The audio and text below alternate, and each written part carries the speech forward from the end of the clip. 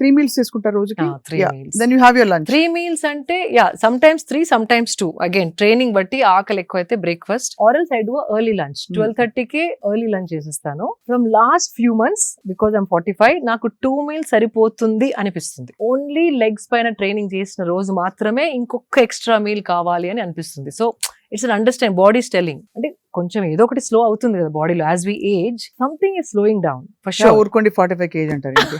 అంటే ఏజ్ అంటే అట్లా కాదు, I got what you're saying. Yeah. something is definitely aging. Like the hair is not as hydrated as it used to be. Skin కి కూడా ముందర ఎక్కువ క్రీమ్ అవన్నీ పెట్టే అవసరం లేకుండే. ఇప్పుడు now I have to take care of my skin. అలా ఎలా చూస్ చేసుకుంటారు? అన్నిట్లో ఏవో ఒక పారాబెన్స్, సల్ఫేట్స్, అడిటివ్స్ ఉంటాయి కదా. There's one brand called అందులో మీరు ఆర్గానిక్ లివింగ్ పై చాలా ఒక ఎన్జిఓ కూడా పెట్టి మీరు you wanted to take it forward. Take it forward. Prachin Vidan is my favorite brand, and they make bars, body cream bars. It's like a soap bar. It is so easy to travel with also.